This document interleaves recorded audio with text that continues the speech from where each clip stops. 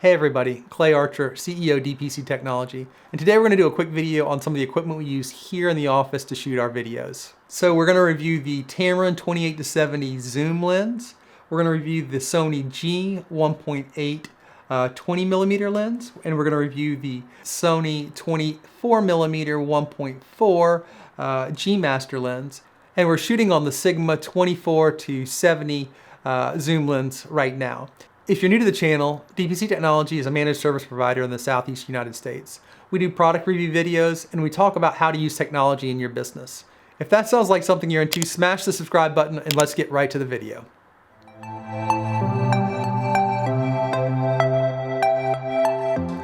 Okay, so here at DPC Technology, we typically do this talking head shot that you're seeing right now. And we use basically 4 lenses. The lens that's on the camera right now is the Sigma 24-70mm.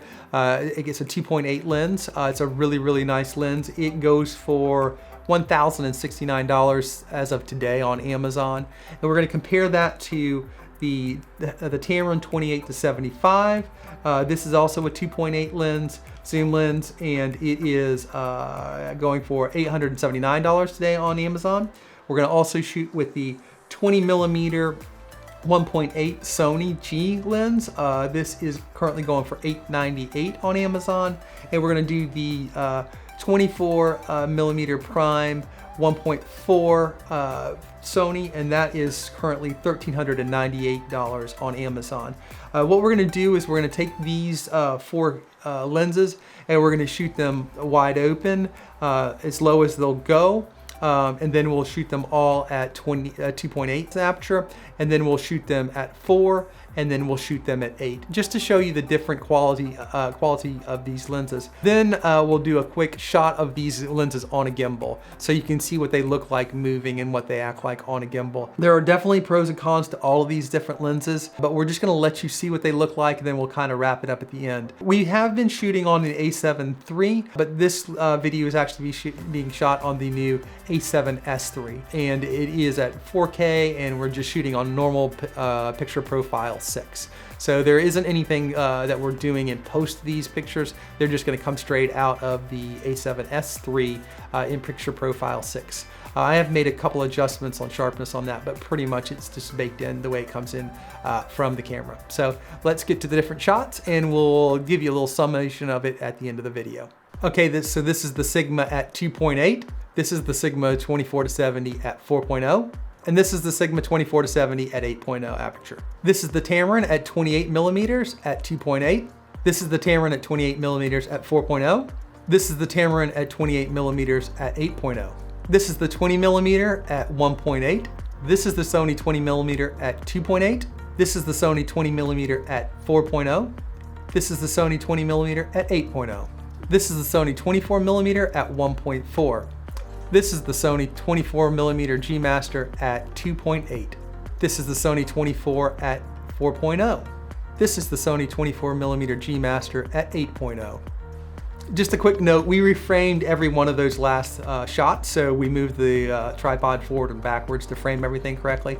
So now we're going to go back through and we are going to reframe. We're not going to reframe, so you're going to see the difference in the background width that we get on the different lenses. One other thing I just want to note is that we are changing ISOs and the lighting a little bit to compensate for the different aperture on each shot we're doing. But for this next series, we're going to leave the camera just where it is. This is the Sony 20mm at 1.8. This is the Sony 20mm at 2.8. This is the Sony 20mm at 4.0. This is the Sony 20mm at 8.0. This is the Sony 24mm G Master at 1.4. This is the Sony 24mm G Master at 2.8. This is the Sony 24mm at 4.0. And this is the Sony 24mm at 8.0. This is the Sigma 24-70 at 2.8. This is the Sigma 24-70 at 4.0. This is the Sigma 24-70 at f8.0. This is the Tamron 28-75 at 28mm at 2.8. This is the Tamron zoom lens at 28mm at 4.0.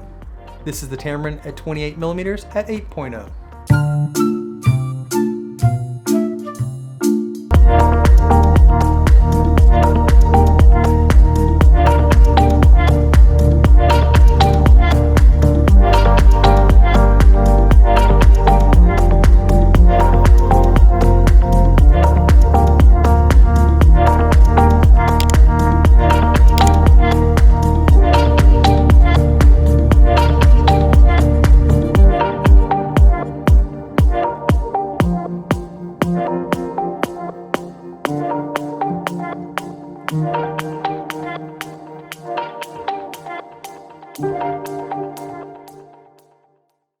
Okay, so I hope all those shots helped you. This is the part of the video that's not worth very much. This is going to be my opinion. There's a couple of different things that kind of sway my opinion, but I will tell you, I'll start this off by saying you can't go wrong with any of these lenses. They are all amazing lenses and they will all serve you very well. I fall in kind of two categories here. First I'll review all the lenses individually, but then I'll kind of give you my two categories of what I would do if I was setting up from the beginning to purchase these. First of all, the 24 G Master is obviously an amazing lens. It's expensive, but it really does, corner to corner, looks super sharp. It goes down the lowest to get the kind of the creamiest bokeh in the background. It's a really nice focal distance for these talking head shots. You don't have to get too close or too far back. I think the range is really nice. Of course, it's a prime, so it only shoots at 24, so that is a drawback of it. But I really do like it in my kit. But the 20mm is not that far off. It is quite a lot less expensive, and I think it does almost all of what this one does at a less price.